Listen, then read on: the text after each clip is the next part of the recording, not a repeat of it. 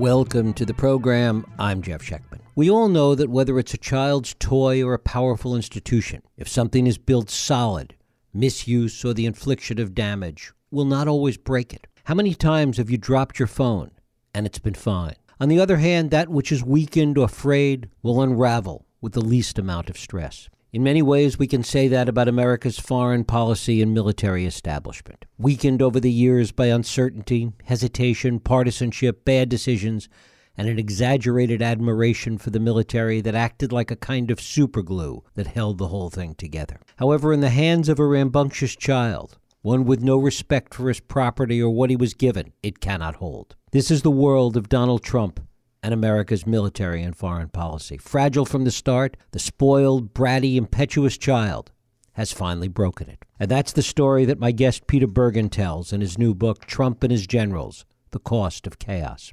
Peter Bergen is a vice president at New America in Washington, as well as a national security analyst for CNN, where he writes a weekly online column. He's a professor and co-director of the Center on the Future of War at Arizona State University and has held teaching positions at the Kennedy School at Harvard. He's the author of 5 previous best-selling books, and his latest is Trump and His Generals, The Cost of Chaos. It is my pleasure to welcome Peter Bergen back to this program. Peter, thanks so much for joining us. Well, thank you for the invitation. Well, it's a delight to have you here. One of the things that becomes clear early on in reading your book, and certainly what we've witnessed over the past 3 years, is that while Trump surrounded himself with all these generals, which he referred to early on as my generals, he really had such a distorted idea of what the military does, how the military operates. Well, the opening scene in the book is in the tank at the Pentagon, which is where FDR and George Marshall planned the last couple of years of World War II. And it's regarded as sort of sacred space in the Pentagon. And the reason I opened the book is that it is probably arguably one of the most important meetings of the Trump presidency. Jim Mattis, the Secretary of Defense, Rex Tillerson, the Secretary of State, Gary Cohn, the Chief Economic Advisor, and Steve Bannon, the Chief Strategist, all wanted to tell Trump or explain to Trump kind of what the American commitments overseas were. Why do we have 190,000 troops around the world? What are the trade agreements? How does this all, kind of work together? But there were kind of different agendas for the meeting. Steve Bannon obviously led the America First nationalist wing of the Republican Party. And on the other side, Tillerson and Mattis and Cohn were, in broad agreement that the international order of the United States had created after World War II had operated in its benefit. Trump listened to these presentations for some period of time and then just blew up and started using a lot of, 4-letter words and saying, we don't really have any allies. We're being screwed over. These deficits with China are really mean something. We haven't won any wars. And, basically he started haranguing General Joe Dunford, the chairman of the Joint Chiefs, in this, most important meeting room in the Pentagon. And the meeting was a fiasco. But what it showed was that Trump really was going to govern as he had campaigned on an America First nationalist platform. He really doesn't have any time or very little time for NATO. He was very skeptical about, American military deployments. He really believes that our allies are ripping us off, whether it's the South Koreans or the Germans or pick your allies.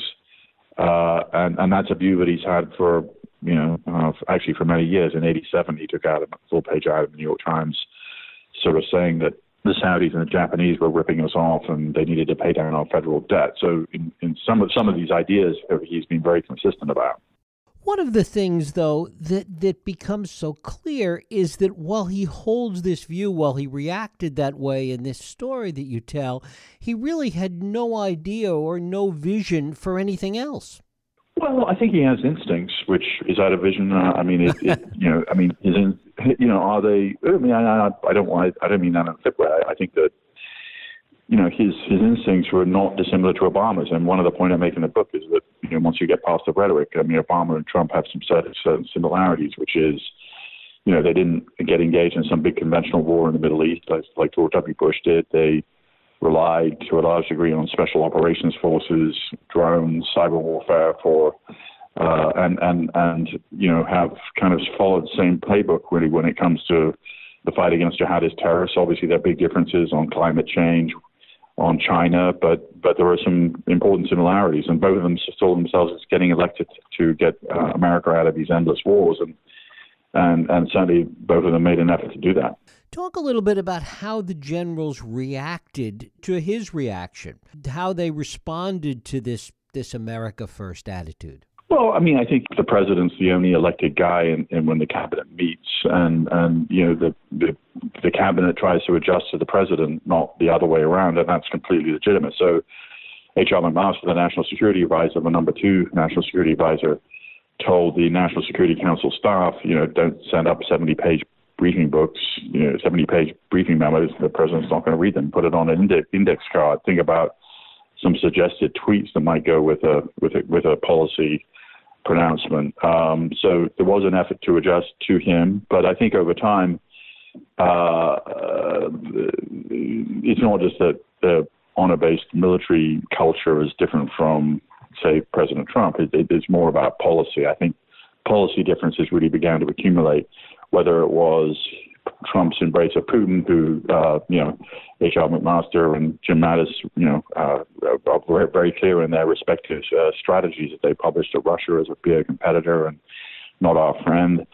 The kind of continual disrespect that Trump shows to NATO allies, that was something that, officers like McMaster fought side by side with NATO allies in Afghanistan. Jim Mattis also. All these things began to add up over time. One of the points, though, is that even though there was a sense among all the generals that certainly the policy that Trump was putting forth was counter to everything that they had experienced, there were a lot of differences and a lot of backbiting and a lot of battles between some of these generals themselves. Yes.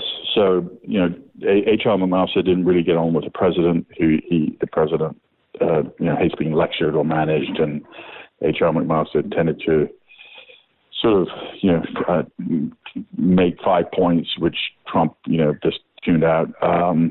And then Jim Mattis and Rex Tillerson had a very tight relationship, from which they excluded H.R. McMaster, who began referring to them as a club of two. So there were certainly tensions within the cabinet about this. Jim Mattis would refer to Lieutenant General McMaster, which people in meetings took to mean, I'm a retired 4-star general, and this is a serving 3-star general, which makes me kind of a more exalted figure.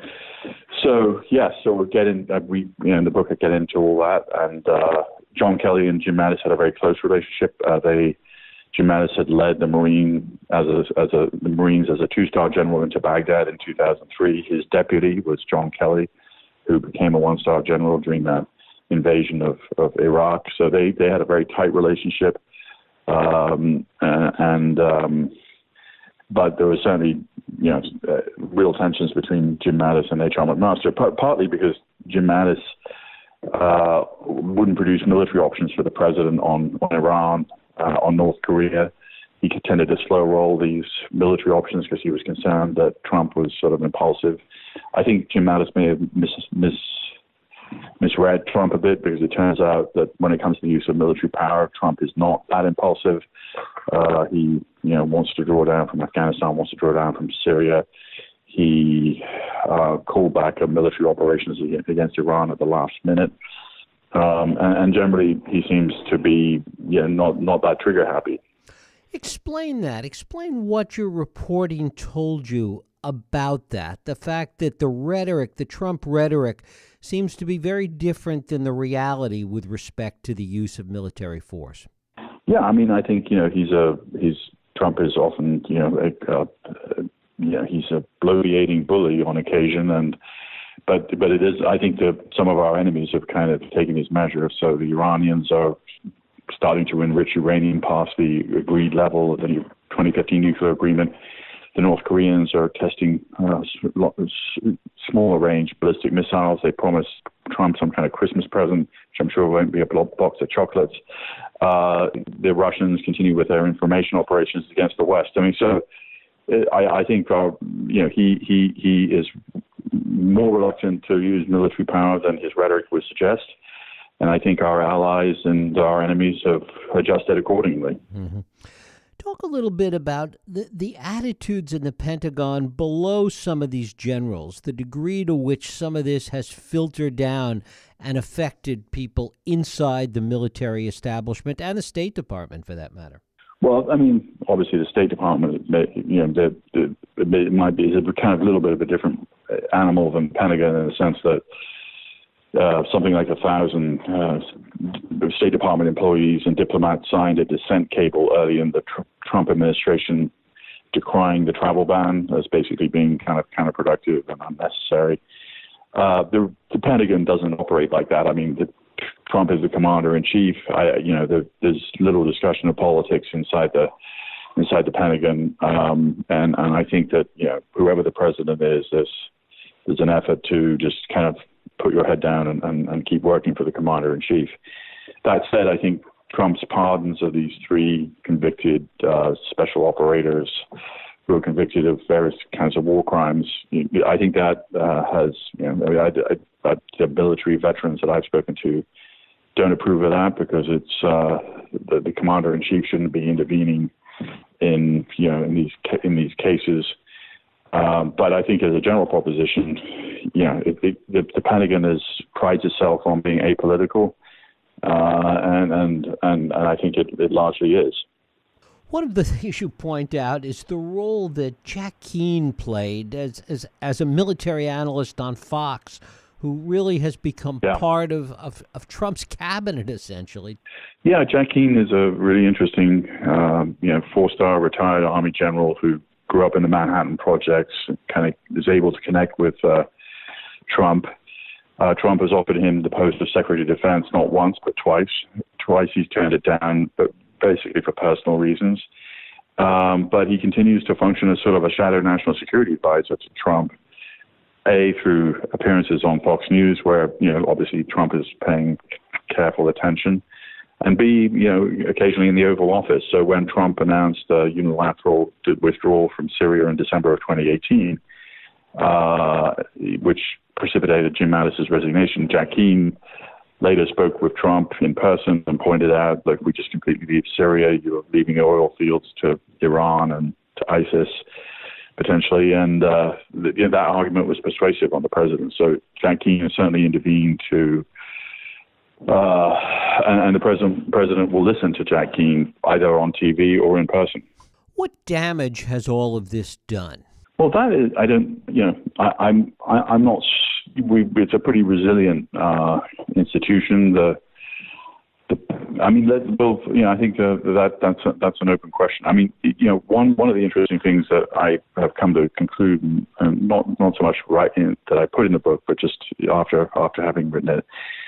The British have an unwritten constitution, the Americans have a written constitution. But in fact, it turns out the United States has an unwritten constitution that we weren't really aware of, and part of that is the president won't attack his own law enforcement agencies, his own intelligence agencies. He won't, denigrate the media as the enemy of the people. I mean, there's a whole sort of set of things that typically presidents don't do, and Trump has sort of blown past these kinds of norms. What effect that will have, it's hard for me to really judge right now. I think that, Republic's been around for almost 2.5 centuries. We've survived really much worse crises, whether it was the deep wounds of the Vietnam War and the civil rights movement and the assassinations of the 60s. I mean, I think it's for everybody who says, this is a particularly contentious, polarized time. I think if we look back at our history, whether it was the Civil War or the 70s, I think we've had more contentious, more polarizing times, and somehow we managed to survive. Is it surprising to you that none of these generals that you write about, that we've talked about, that were allegedly providing guardrails for Trump, that no single one of them has emerged to be the leader of the effort to contain all of this, to try and put it all in some kind of perspective, to control Trump? None of them seem to have risen to that occasion. Well, but I think there's a good reason for that, which is, Jim Mattis obviously came out with his memoir, and interviewers asked, pressed him on this issue, and he just wouldn't go down that path of criticizing a sitting president. In his memoir, he was quite critical of President Obama and Joe Biden for their, in his view, precipitous withdrawal from Iraq at the end of 2011. But, H.R. McMaster won't go down the path of criticizing a sitting president, I don't think. John Kelly has made, some public observations. But yeah, they don't, for them, they take seriously the non-political role of the military. But there's a certain paradox, which is, of course, if you get a senior job in the Trump administration, by its very nature, these jobs are political. So it's an interesting question about the nature of the proper relationship between the military and the civilian government.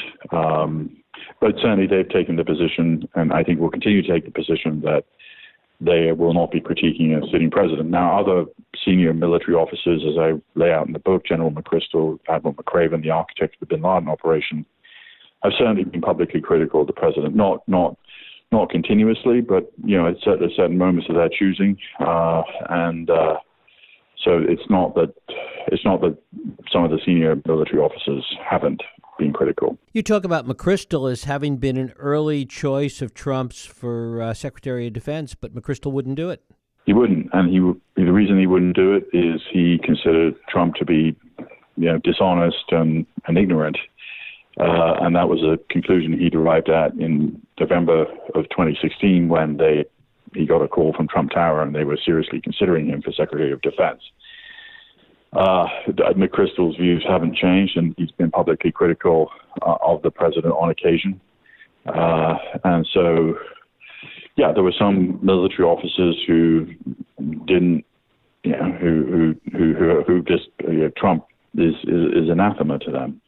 Talk a little bit about the role of Tillerson, who's an important character, although not one of the generals, an important character in your book. Yeah. Well, of course, Rex Tillerson, ran one of the most successful companies and largest companies in the world.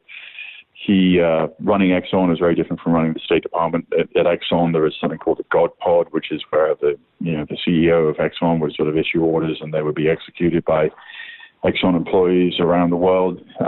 State Department is a little bit different. And I think that he was not very successful Secretary of State. He didn't really defend the department from draconian cuts that were wanted by the Trump administration. He tended to only focus on one issue at once, and that's not really the way an effective Secretary of State operates. He did have reasonable instincts about certain key issues. For instance, he was opposed to the blockade of Qatar by the Saudis, which Trump enthusiastically embraced in June of 2017. This made no sense to Mattis and to Tillerson because Qatar, in fact, is in many ways a close ally of the United States, with a very important U.S. military base, the forward operating base for Central Command, from which the wars against ISIS and Taliban were being coordinated. It's also Georgetown, Carnegie Mellon, Northwestern all have satellite campuses there. This blockade really made no sense. And Tillerson had, in fact, spent a considerable amount of time working in Qatar. Qatar Qatar and Iran share the world's largest natural gas oil field, and Tillerson was intimately involved in that. So, he certainly on issues that he knew something about, he would push back. But he and Trump, quickly kind of went their separate ways. Tillerson's a deeply religious man. He thought that his role was sort of to contain Trump.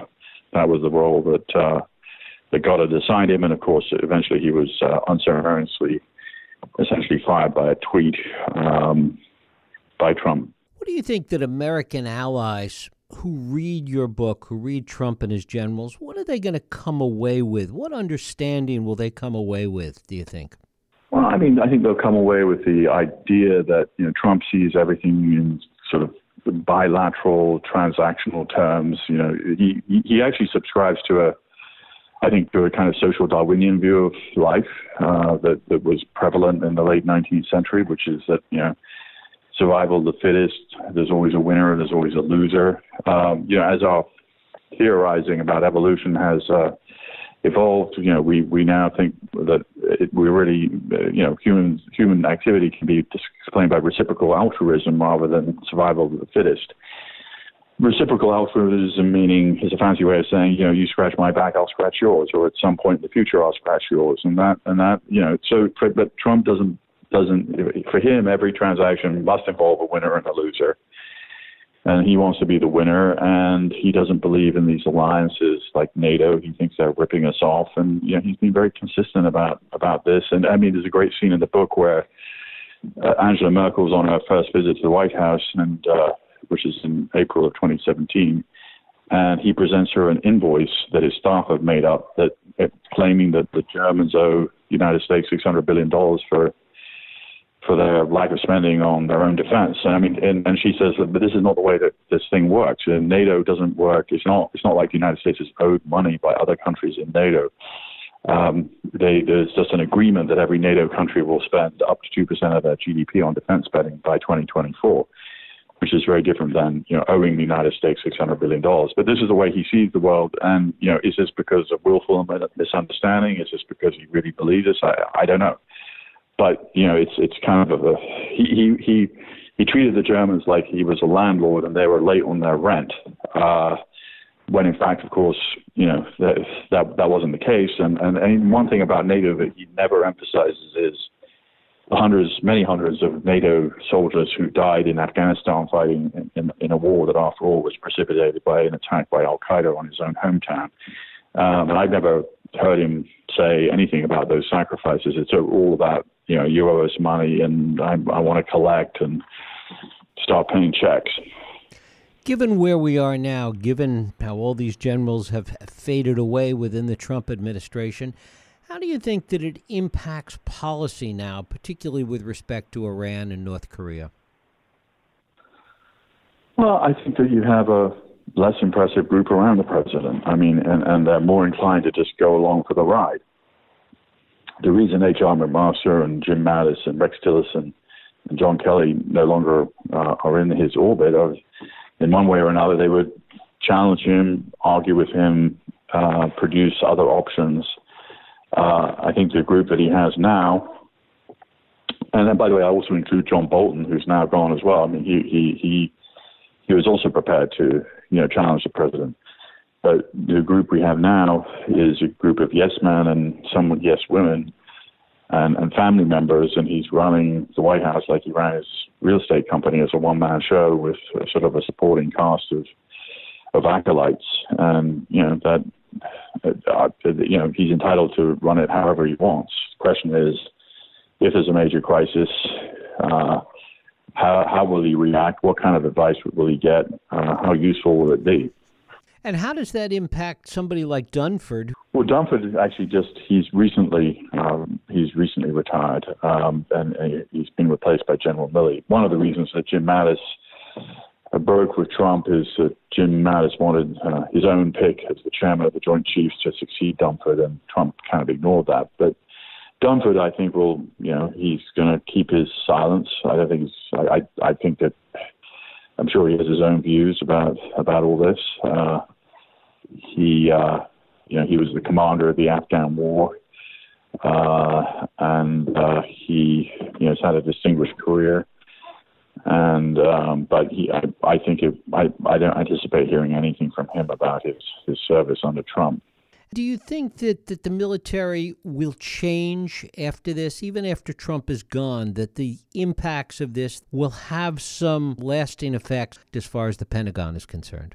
Well, it's an interesting question. One thing that Trump has done, which the military's happy about, is dramatically increase its budget. I mean, the budget for the Pentagon during the Obama years averaged about $600 billion. I think Congress just approved a $738 billion package. So there have been significant changes in that sense, and there's more investment in kind of the effort to kind of engage in great power competition with the Chinese or the Russians. So those are substantive changes that I think will carry on past Trump. But on the question of, has he damaged the institution? I'm not sure. I think these institutions are more robust than just one president. And finally, has Trump learned anything from this? I think he's a lot more comfortable in his own judgments. I'll give you an example of something that he got completely right, which was the decision to greenlight the operation against Abu Bakr al-Baghdadi, the leader of ISIS, in October. There was some risk there because the special operations forces that did the raid had to transit much of Syria and a lot of Russian-controlled airspace. But it went fairly flawlessly, and I think that Trump, as commander-in-chief, deserves credit for that decision. Peter Bergen, his book is Trump and His Generals, The Cost of Chaos. Peter, I thank you so much for spending time with us today. Thank you very much, sir. Thank you.